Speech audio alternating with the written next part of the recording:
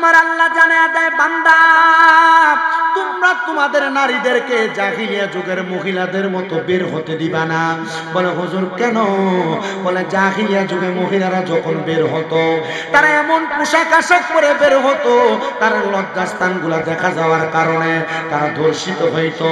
দেখেন সোনার বাংলাদেশের দিকে তাকায়া যে মেয়েরা বেহায়াপনা কইরা ছোট ছোট জামা কাপড় পরে, টাইট ফিটিং জামা কাপড় পরে রাস্তায় বের হয়, এরা ইফতিজিংয়ের শিকার হয়, রাস্তার মধ্যে বাজে ছেলেদের আক্রোশের শিকার হয়। কথা কোন ঠিক কিনা?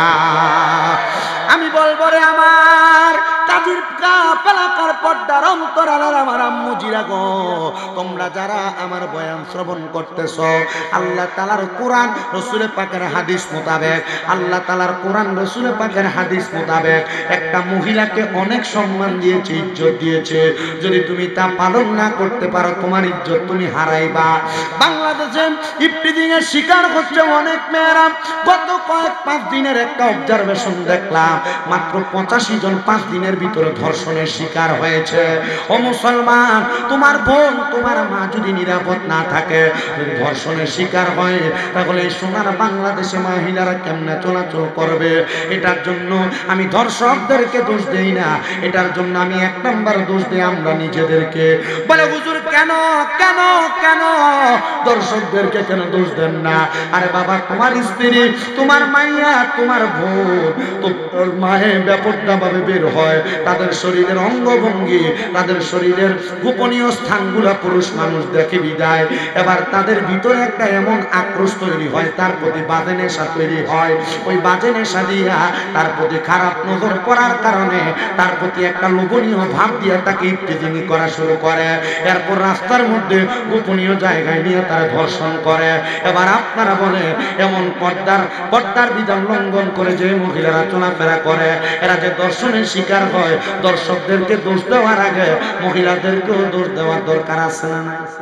তাহলে মা বোনেরা পর্দা করার দরকার আছে না নাই? এ মুসলমান, কেন তুমি তোমার মাকে তোমার বোনকে পর্দা করাইবা? আমি একটা ছোট্ট কথা বললে আপনি বুঝতে পারবেন। একটা মেয়ে যদি বেপর্দা থাকে, ওই মেয়েটা একা দুজকে যাবে না। ওই মেয়েটা দুজকে যাওয়ার সময় কমসে কম 4 জন ব্যক্তিকে নিয়ে দুজকে যাবে। 4 জন।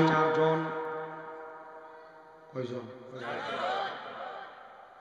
আপনারা একটু হিসাব মিলাইবেন। আপনি নিজে দুজকে যাবেন কিনা হিসাবটা মিলাবেন।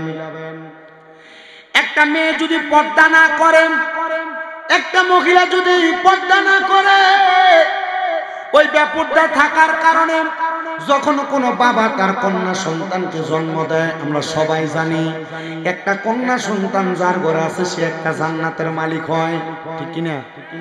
2টা কন্যা যার ঘরে আছে সে 2টা কন্যা সন্তানের কারণে 2টা জান্নাতের মালিক হয়।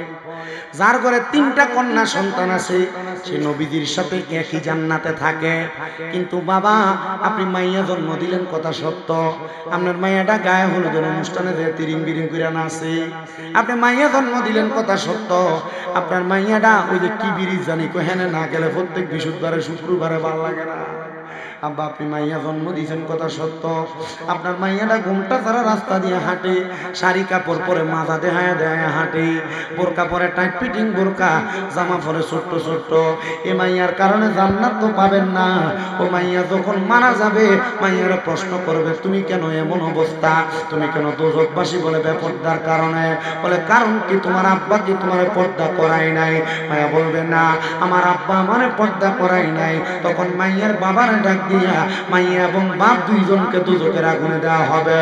ও মুরব্বি, নামাজে পড়েন আপনি, আপনার নামাজের কারণেও তো আপনি দোজকে চলে যাবেন, কারণ আপনি নামাজ পড়েন, আপনি দিদা বেপর্দা চলাফেরা করে, এটার কারণে আপনারও তো জাহান্নামের মধ্যে পড়া লাগবে আপনার মাইয়ার সাথে।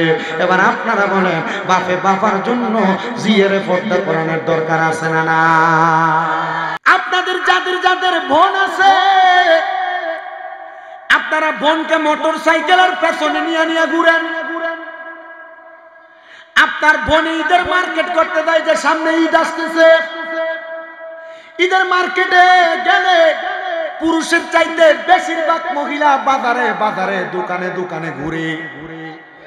আপনি তাকে দেখেন এগুলো আপনার বোন, আপনার বউ, আপনার মা, আপনার জিয়ে চলে। এ শাহরাস্তির কাদির কাপড়ে মহিলারা ঈদের সময় যারা ব্যাপারটা ভাবে ঘুরবা, বহু মহিলার খবর এমনও পাওয়া যায় ঈদের মার্কেট করতে দেয়া হ্যাঁ দেয়া গেছে গা, রোজাটাও রাখতে পারে না, ভানি খেয়ে গেলা। তাহলে আপনারা মনে রাখবেন, আপনারা যারা কোনো বোনের ভাই আছেন, আপনারা আপনাদের বোনকে পর্দা করাইবেন। কারণ একটা বোন যদি পর্দা না করে তাহলে ভাই তার জন্য জবাবদিহিতা করা লাগবে। আপনার আন্ডারে যতদিন আপনার বোন চলাফেরা করবে, এবার বলেন ভাইয়ে জাহান্নামের আগুন থেকে বাঁচার জন্য তার বোনকে পর্দা করানোর দরকার আছে না না?